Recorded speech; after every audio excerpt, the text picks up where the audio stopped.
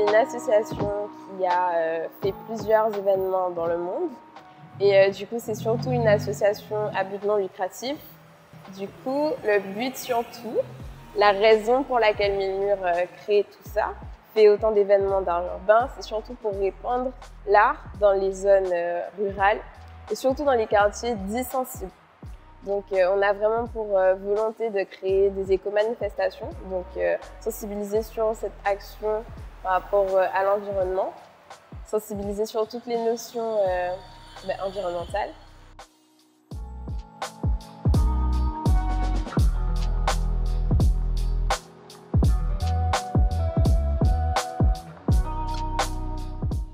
Alors, durant le festival 2020, avec le thème Les Hommes et la Mer des Caraïbes, on a eu aussi pour leitmotiv l'idée de ne pas du tout utiliser de bombes aérosols, puisqu'en Martinique, elles ne sont pas recyclables et surtout, elles sont assez néfastes quand même pour la santé des artistes.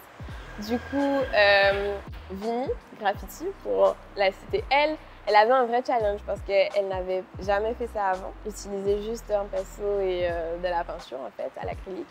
Et du coup, c'est l'une des fresques qui est la préférée. À chaque fois qu'on fait le street art tour, par exemple, les gens nous disent vraiment la petite fille sur la tortue, c'est un truc de fou.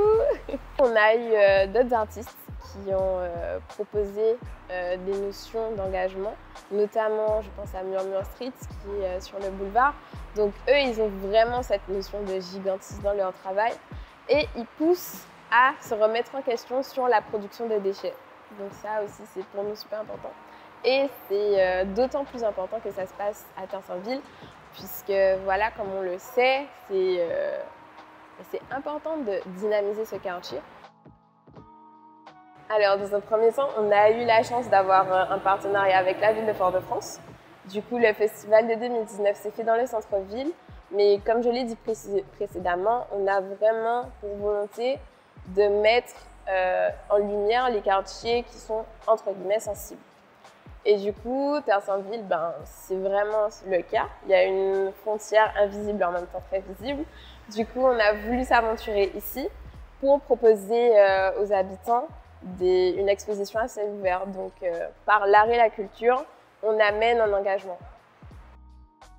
Grâce au projet Inside Out, qui est initialement un projet qui appartient à JR, on l'a repris à notre sauce grâce et avec l'appui de la station culturelle.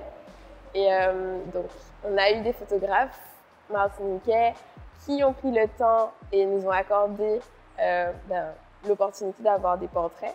Du coup, on en a tiré 300 et il y a eu au moins 300 mètres carrés de murs qui ont été pris. Du coup, on avait 4 emplacements. Aujourd'hui, il en reste 2.